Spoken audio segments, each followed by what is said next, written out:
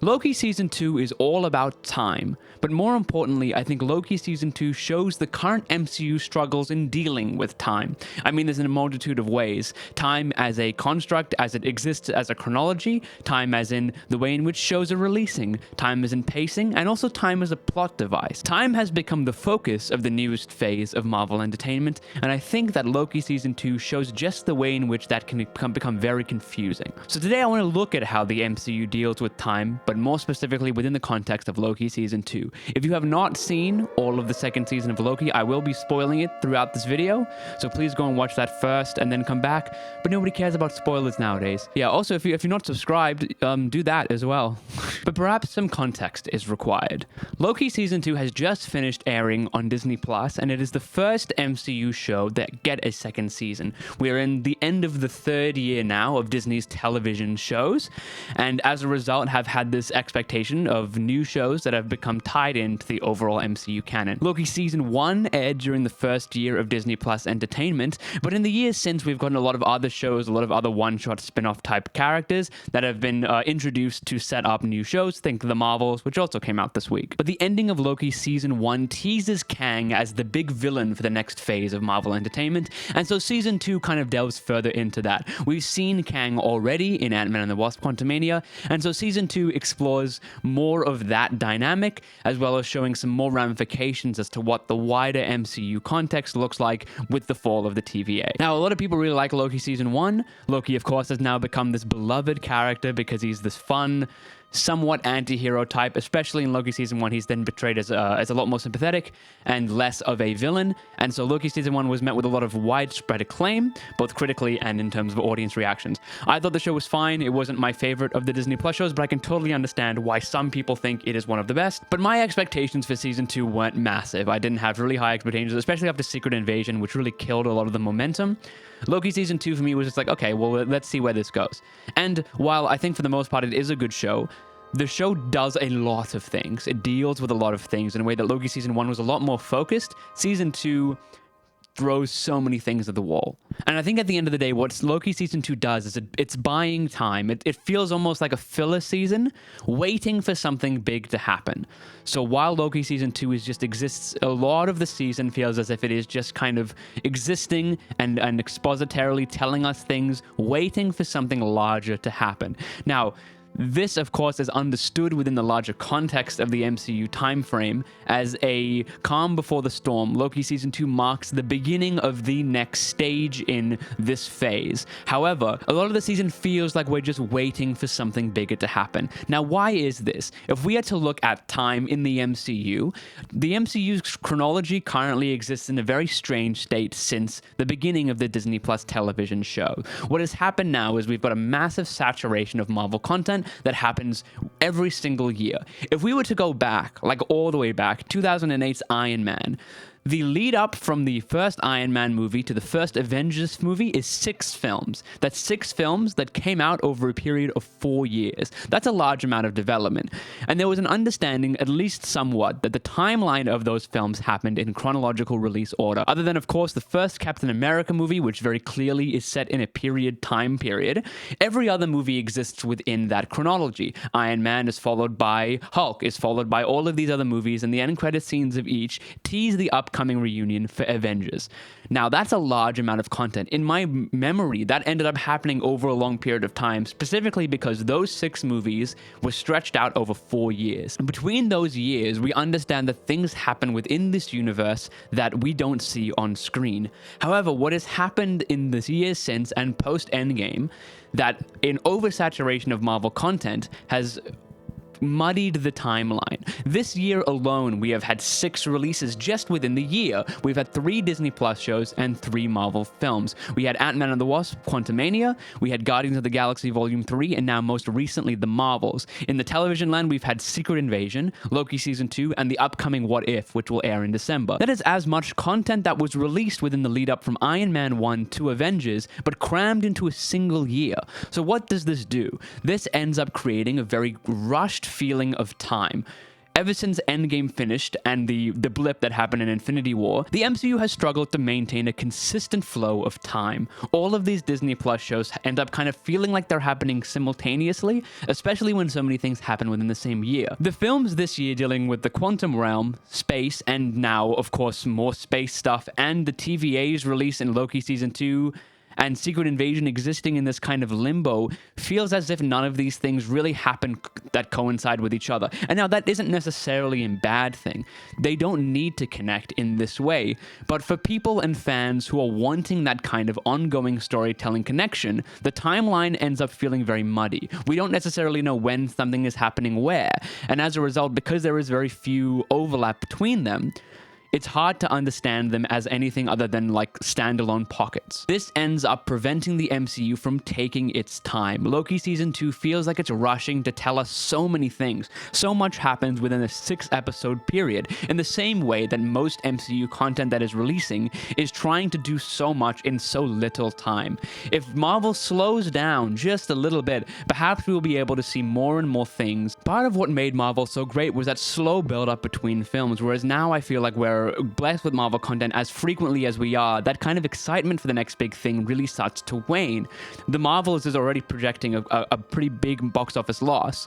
Unfortunately, I'm sure it's going to be great, it's more Marvel content, but because we're getting so much of it so frequently, that excitement for the new Marvel show or the Marvel movie is not as exciting. There was such a build-up to Avengers, it was a year in the making, whereas now every 2 months there's a brand new thing to binge. So the time in the MCU is becoming a lot more rushed. Too many things are happening at once. How does this connect now back to Loki? Now, Loki Season 1 introduces Kang as the major villain. Kang the Conqueror from Marvel Comics, of course, his entire shtick is time travel. Kang is a villain who relies upon time. Now, this ends up working really well within this context because within the idea of Loki, we have branching timelines, we have this idea of a multiverse that exists. Kang, of course, has multiple versions of himself. He's gone back in time to try and recruit his younger self. There are so many instances of Kang that exist throughout the multiverse because of how much Kang meddles with the timeline. It's the reason why Loki deserves the Season 2, because it ends up fleshing out this idea of Kang as the time villain more and more. But Loki Season 2 ends up trying to do a lot within its 6 episodes. Loki Season 1 definitely didn't feel like this for me, but Loki Season 2 feels like it's trying to cram a lot of development within its 6 episodes, and it ends up being a very content-heavy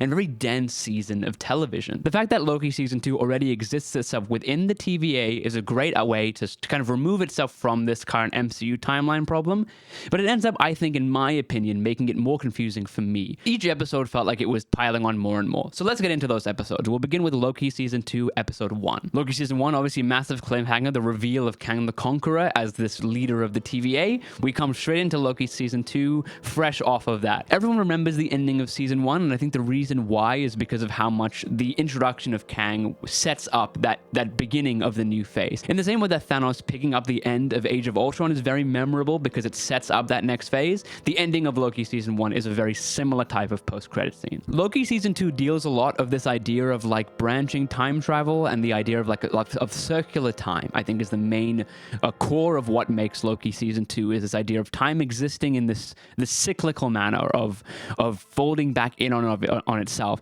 and the way in which Loki time slips between the past, the present, and the future of the TVA, and ends up seeing himself or getting into moments encourages a puzzle box viewing experience for the audience. Now this is really great. Great examples of this stuff like Back to the Future Part 2. There are great uses of time travel in media that encourage an audience to go, oh, this sets up this. Oh, now I'm seeing this. That was that reference from before. It's a really great way to encourage an audience, especially a Marvel audience, which is already kind of looking for minute details. And so what happens in Loki Season 2 is by playing around in this time sphere, more and more of the audience is encouraged to pick up the pieces and say, how does this connect to this, connect to this? However, the fact that this happens within a TV show ends up making it a little bit harder because you can't necessarily have these callbacks happen within one viewing experience. Part of what makes Back to the Future 2 so great, and Back to the Future 1 as well, is being able to make those contexts within one sitting experience. However, throughout Loki Season 2, a lot of what happens within the first episode makes an audience go, oh, I wonder, oh, this is probably going to set this up. However, there's no real memory of that. The weekly format ends up minimizing the effects of these callbacks because things that are referenced in Episode 1 might not be called back to until Episode 2, 3, 4, or 5. And so what happens is the audience actually has to do a lot more work to remember what is important and what isn't. And I think that was a lot of the problems I had with the pilot of Loki. The first episode sets up so much, and it's hard to know what is really important and what is just more of this lore building for the TVA. The stakes are raised incredibly high very, very fast. And I think because it's been so long since I watched Loki season 1, I struggled to really bring myself back into the world of Loki season 2. I think a lot of the show just relies on the fact that you remember a lot of things, and that's my fault. I guess that is the idea of this show, is that it comes directly after Loki season 1, but I wish there was a little bit more grace period allowed for an audience to kind of remind them what exactly was going on. And Loki season 2 relies on its world-ending stakes, but it doesn't do a lot to understand why that is. A lot of it is built up as this is the end of the world, the end of the TVA, all of this is causing problems, but it's hard to really understand why that's happening. Why should we as an audience really truly care? What are the ramifications of this? Other than the fact that obviously we know that the branches in the timeline are real people that are being pruned because of some arbitrary rule designed, but now that they've all been released, it's causing malfunction within the TVA. But I did really feel that Loki Season 2 began very high. It started in this point where a lot of information was given, and I think it actually set the tone for the rest of the season a lot. A lot of exposition throughout the show, a lot of people explaining things that are happening, but even then, I still struggle to figure out why these things are important for us to care about. It's important that that information exists and that expository dialogue exists within the show, but the emotional core of what it is we are trying to deal with, I struggle to comprehend. The one breath of this first episode that I really liked was the introduction of the character Ouroboros. Now, of course, this character is incredibly lovable, incredibly charming, and an incredible performance, and really benefits Loki Season 2 by adding this fresh breath into a show that otherwise is dealing a lot with stuff that happened in Season 1. Ouroboros acts as the fish out of water lens and can, in many ways, encourage the audience to be like, this is my insert character. His understanding of time slipping and his familiarization with the TVA also connects back to this idea of cyclical time. Ouroboros, of course, comes from that old traditional idea of a snake eating its own tail, the cyclical nature of the life cycle. And in this case, it relates specifically to time, the way in which time circles itself over and over and over again. Loki Season 2 also plays with paradox a lot, the fact that Loki is switching back and forth in the past and the present, and we see that in that scene with Ouroboros, where he goes back in time and talks to him,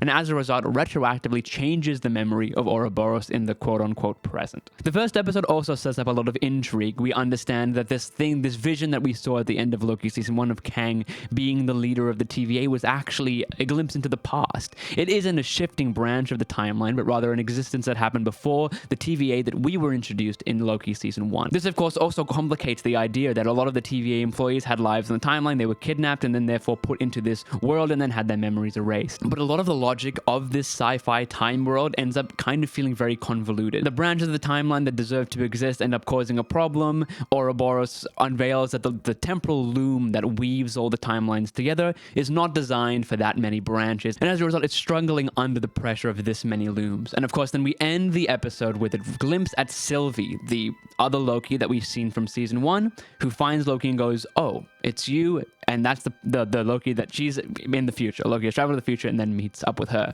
The thing that I really like about this whole future travel is that we don't really know when in the future this is. We assume it's like 10 minutes into the future, but it could be way further than that.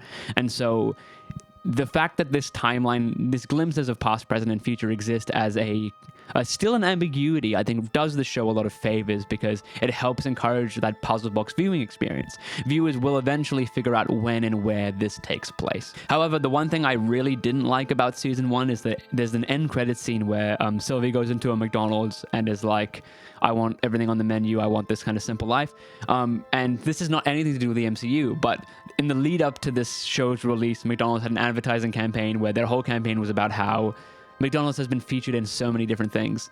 And one of the big parts of it would end with like, oh, it's also going to be in Loki Season 2. And I was like, okay, that's a weird thing to do. I guess it'll probably just be in one scene.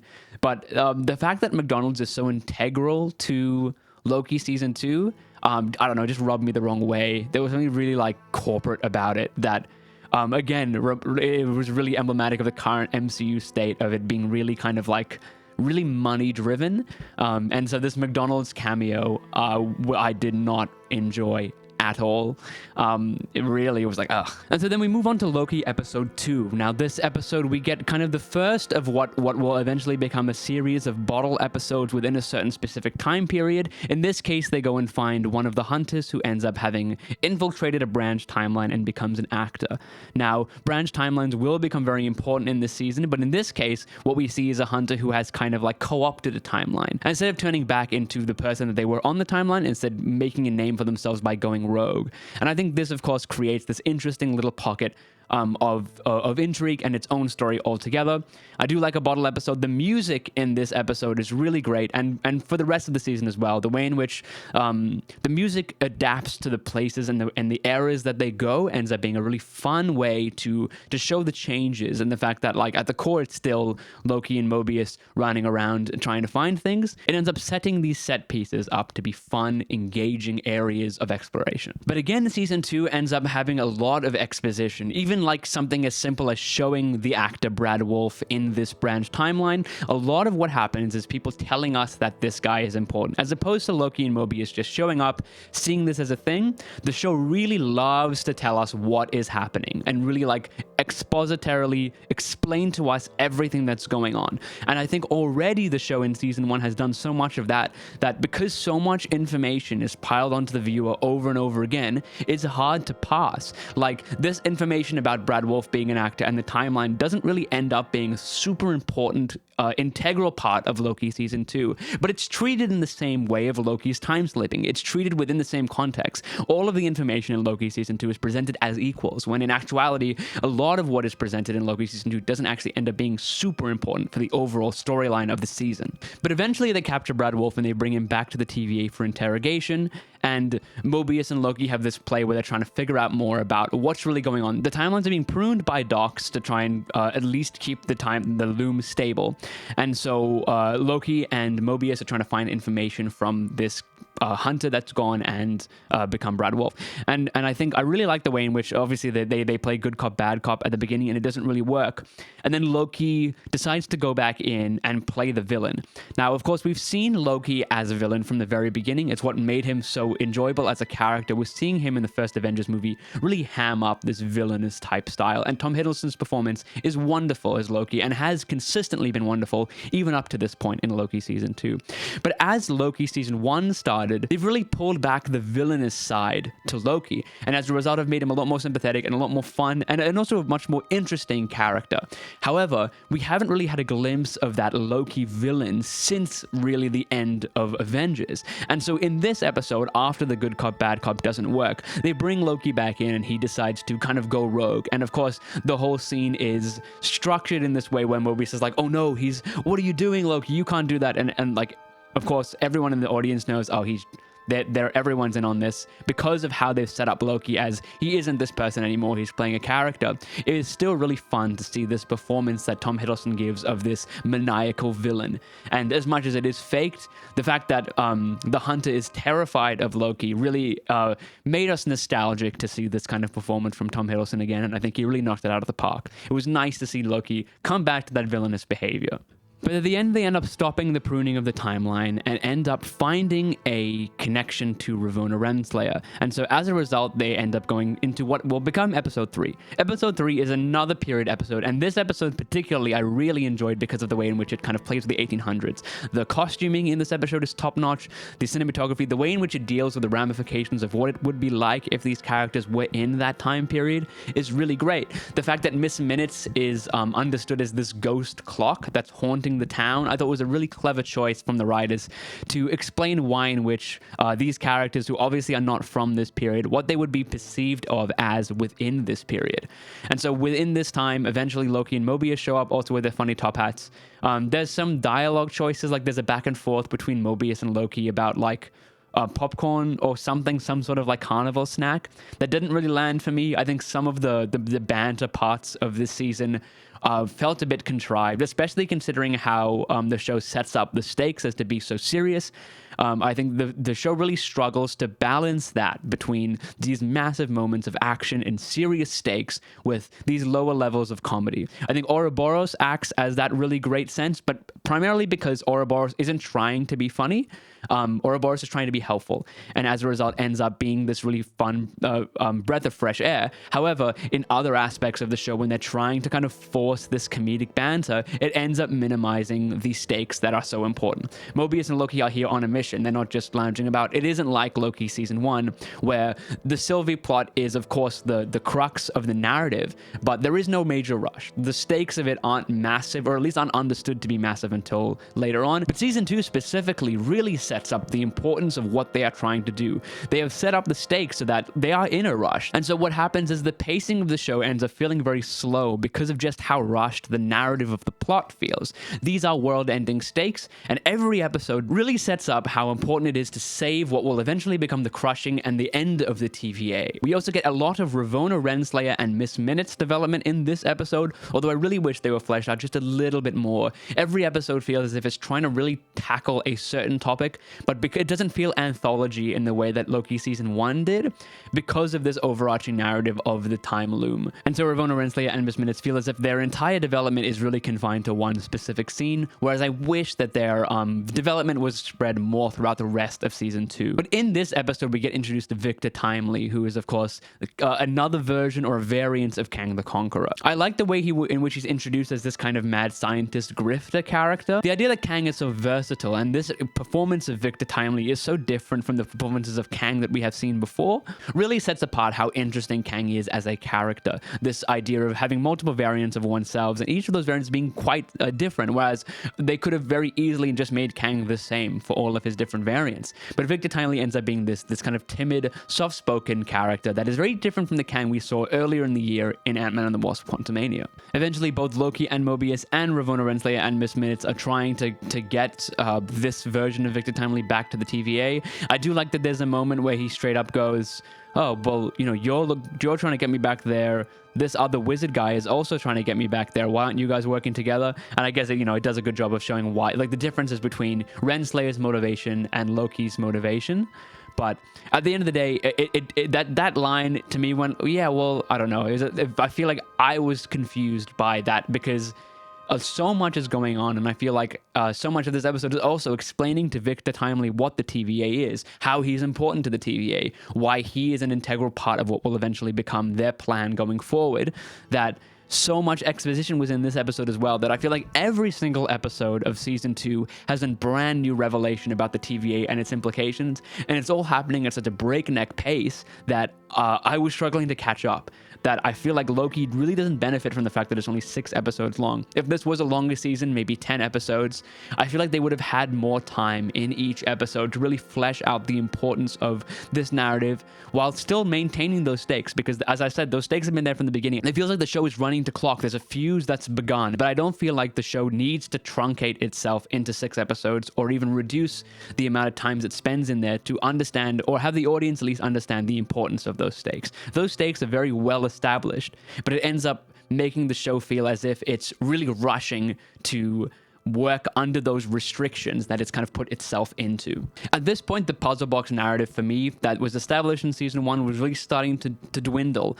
We've had a couple of these episodes that have gone into other timelines, and while that's a great part of what Loki is, these set pieces end up being great moments for both Tom Hiddleston to shine and also all of the people in this show to really shine and show their performances. It does end up kind of distracting from this time narrative that has been established. The puzzle box storyline ends up then being another thing to think of on top of everything else that's going on, and there is so much going on in this show. I think there's honestly too much time things that are happening. Too much time is being spent on all of this extra exposition when, in fact, what we're watching Loki season 2 for isn't the problems with the time loom. It's seeing these characters, and I think Loki season 2 does not spend enough time with the characters to really give them a lot of development. It instead likes to thrust those characters characters into precarious situations, but doesn't really do anything with them once they're there. The show is very plot driven, and it's very clear from this point, we're at pretty much halfway through the season now, just how much of the show has developed for plot purposes alone, and we don't really see a lot of character motivation or development that happens because of that. A lot of what happens to characters, a lot of character choices, are driven by consequences of the plot rather than by character motivations themselves. And not to say that that's a bad thing, obviously there are great examples of that plot-driven storytelling, but a lot of what made the MCU so strong, and especially what made Loki's character so strong, is that emotional connection that we have. And I don't feel that like Loki's character was given a lot of room to grow within season 2. But this then leads us to the end of episode 3 and into episode 4. Episode 4, of course, now brings us back into the TVA. Victor Timely is now brought into this world that he has somewhat created.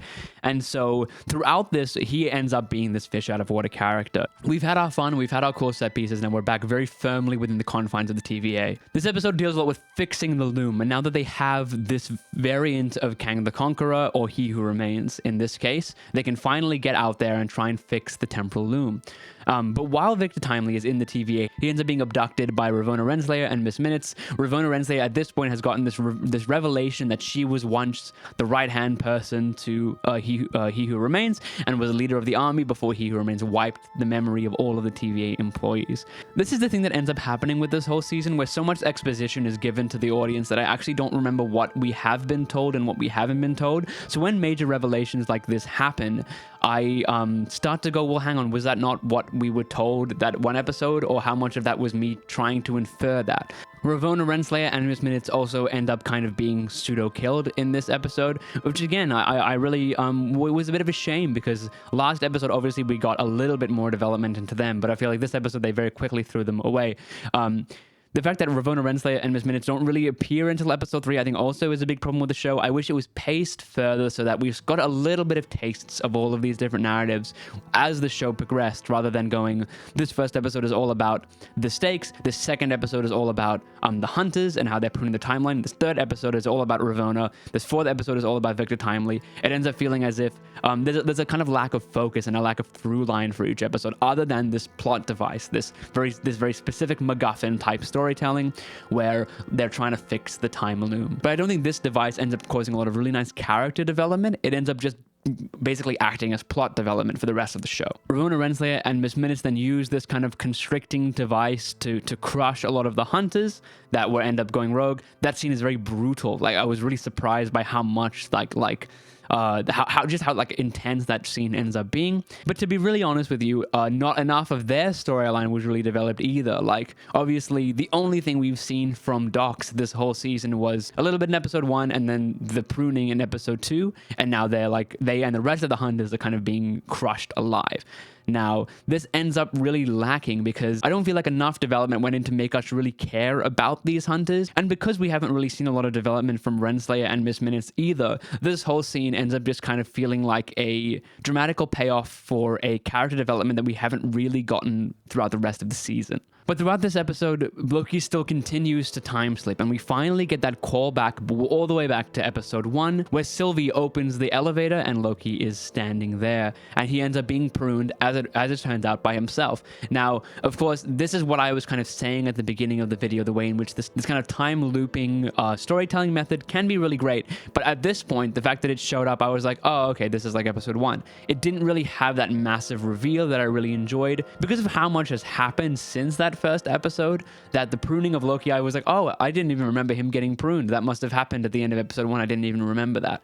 So because of how much information is dumped on an audience within this show, a lot of the space in my mind when thinking about the show ended up kind of being about the plot rather than about how the plot is used to make these interesting connections and time loops. And so this episode ends with Victor Timely deciding that he will be the one to go and fix the time loom. And as he goes, that immediately turns into spaghetti and gets ripped up by the loom, and the loom ends up exploding. And this is quite a massive, like, high finale and a big kind of cliffhanger for the rest of the season. It's interesting that it comes after episode 4 because technically speaking, there's only 2 episodes left of the show. And so it sets up the stake where you're like, oh, but they're going to have to wrap this up within like 2 episodes. How are they going to be able to do that? Well, how will they? Let's have a look. So episode 5 now. Episode 5 immediately begins with the fact that the time loom has now exploded and all of these branching timelines now exist. I really like the way in which they've kind of shown each character's life on the timeline. It was so interesting how just within this beginning of this episode, I ended up feeling so much more for each of these characters with something as simple as just showing them doing just doing fun things that they want to do, rather than making their choices and decisions purely the result of a plot device. And so I really like the way in which Ouroboros' character is now this kind of sci-fi author. I really like his introduction as he goes into the bookstore and tries to buy a book his own book off of the shelf that he hasn't given.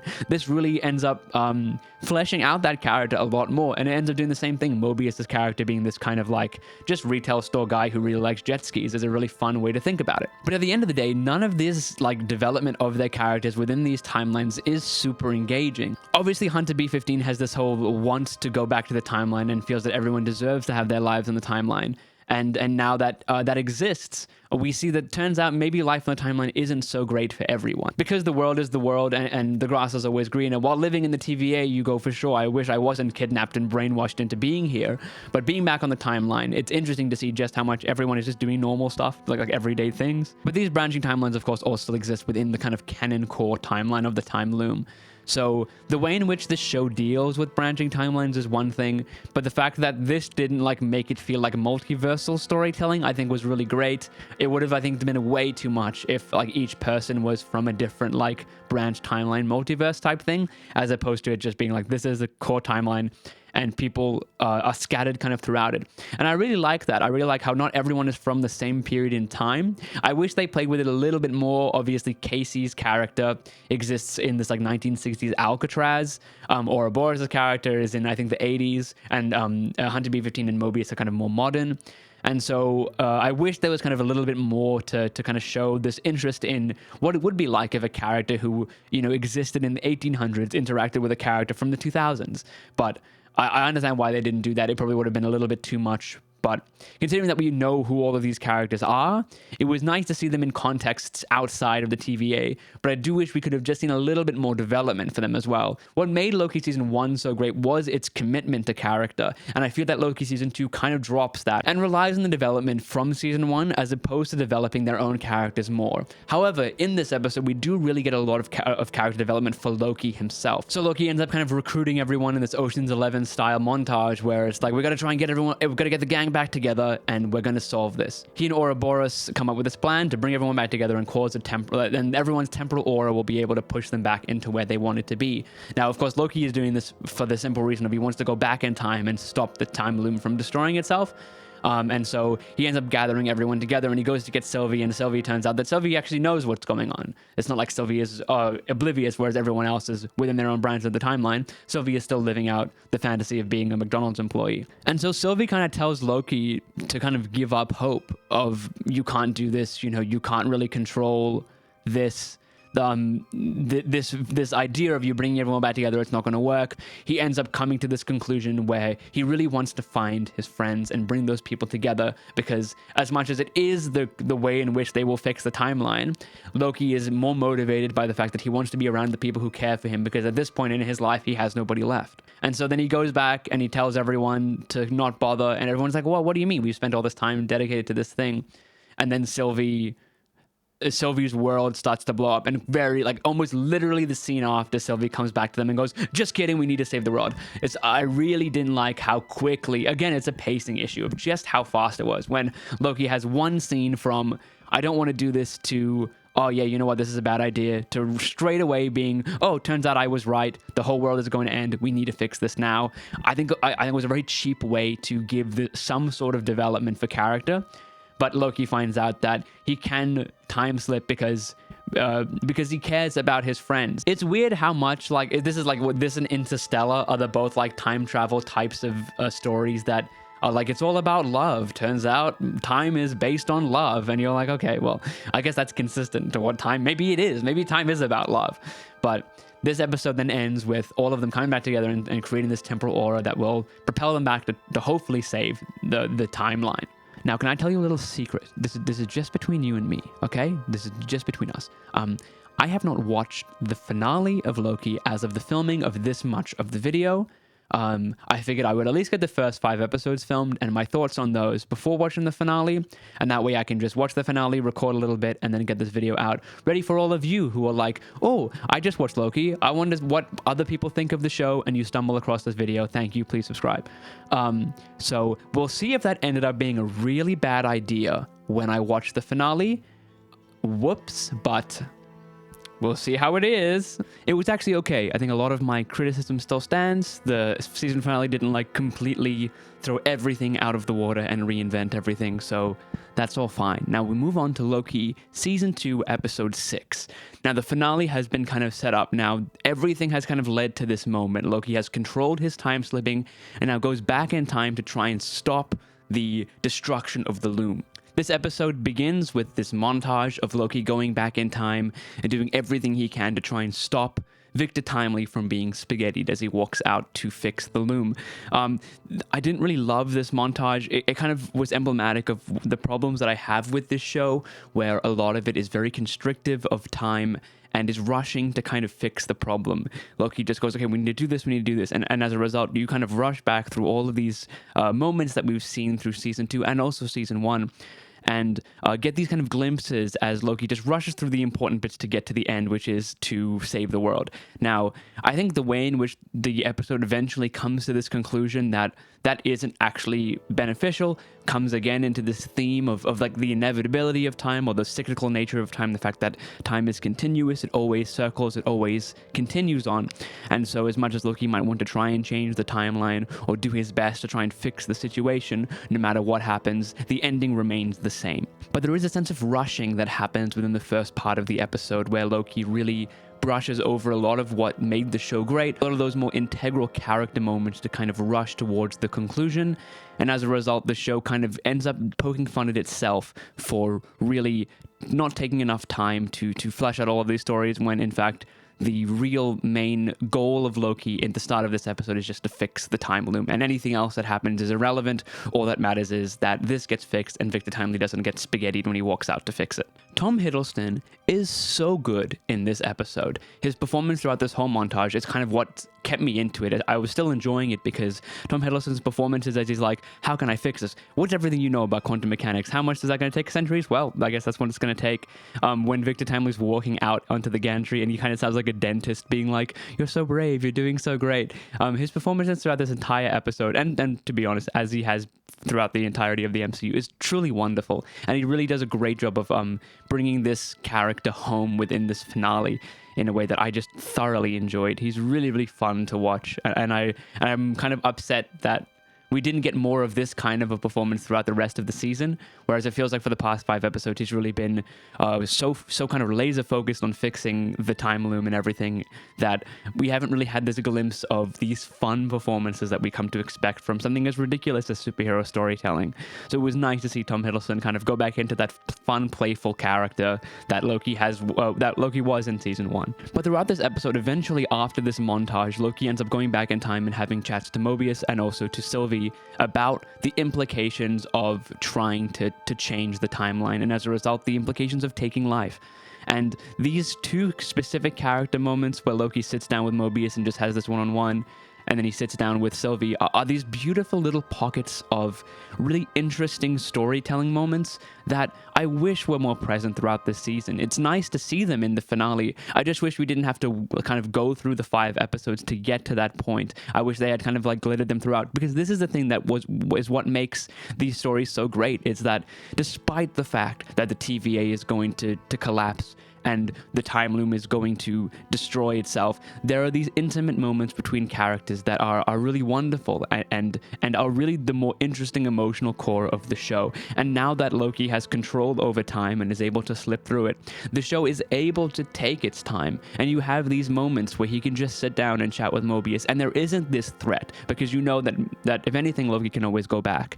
And so by removing that constraint, removing the time limit of the show, the show was able to sit in these moments a lot more, and I think it was really nice to just see these chats with Mobius, see these chats with Sylvie, where Sylvie also realizes, she goes, well, you know, you have to kill me, right? That's the solution. And he goes, yeah, but I don't know if I can. And also with He Who Remains, there's this really great chat between Loki and He Who Remains, where it's like these two people who have this immense and utter control of a situation, discussing the implications of what could happen.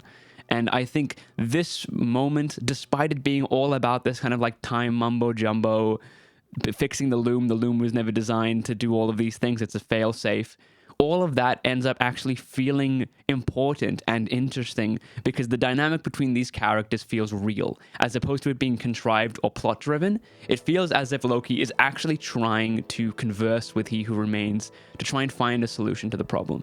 And I think that like the emotional moment of that is what makes that moment so great, whereas the rest of the season has kind of struggled to find that core.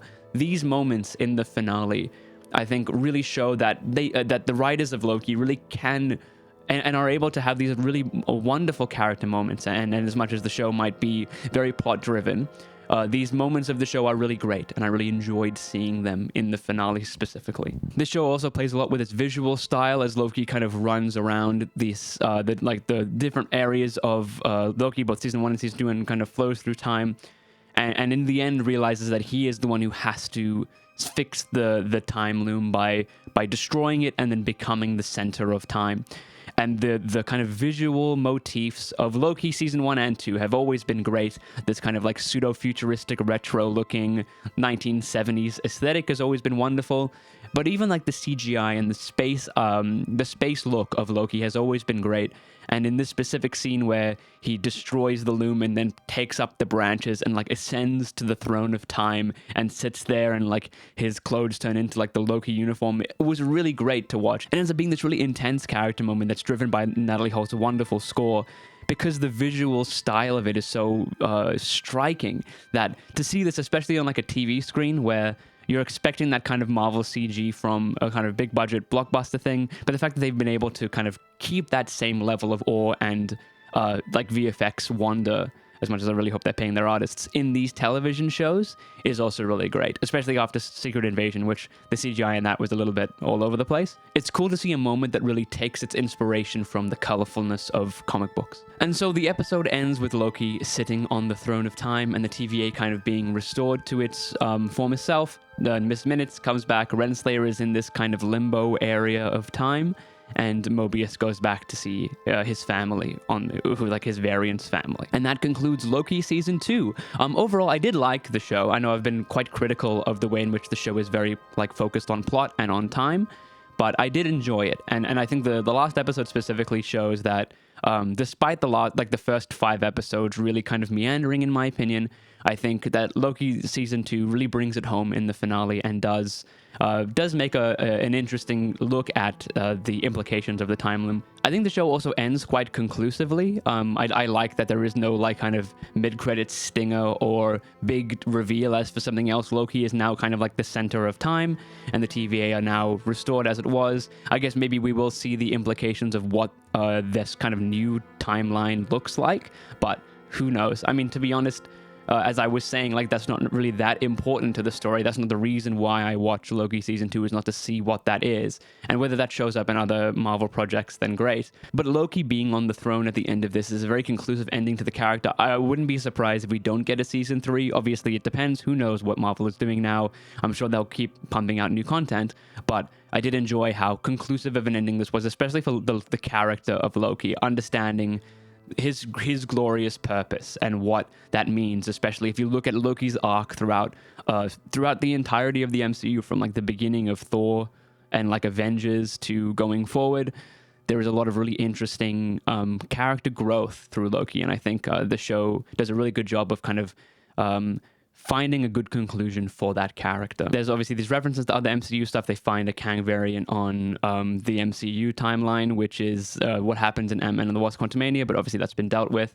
And we will see, I guess, the ramifications of what a branching timeline of Kang variants looks like, and whether or not we'll see more of them appearing throughout the rest of the MCU. All in all, Loki Season 2 is a lot of fun, but it struggles to spend the time with the characters we know and love from Season 1, while spending too much time telling the audience that there isn't enough time. There's a lot of time going on in the show, and if I thought that I was talking about time a lot in this kind of analysis review, the last episode, they also talk about time so much that I was like, oh yeah, the show's all about time. I think the show concludes in a way that encourages character growth. I hope, if there is a season 3, I'd hope that it be more character-driven than plot-driven, considering that now, at least from the looks of things, the world-ending stakes seem to have resolved themselves, although who knows. The Marvels also released this week and also shows that the MCU are capable of interesting character-driven storytelling, which, as much as that movie is what that movie is, there are character moments in there that make me go, okay, well, the MCU hasn't forgotten about character. Also, Marvel has announced a new initiative called the Spotlight Initiative for new content that is going to be coming out within the next however long.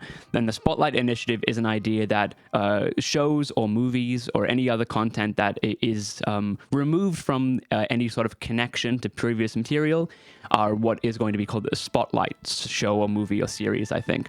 And so this idea, I think Echo is the first of these that doesn't require any prior knowledge. You can go into a new show without knowing anything about the characters beforehand, but I hope that this doesn't miss the point, and the MCU doesn't forget the reason why me and so many others fell in love with this universe to begin with, and that is the spotlight they put on character.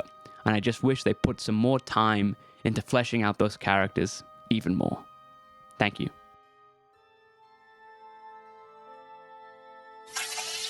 But thank you for watching. Hopefully you enjoyed this breakdown and analysis. I do a lot of these. This has become like a new kind of series where I'll kind of do deep dives on series. So if you enjoyed my thoughts on this, please subscribe and comment on all of those things.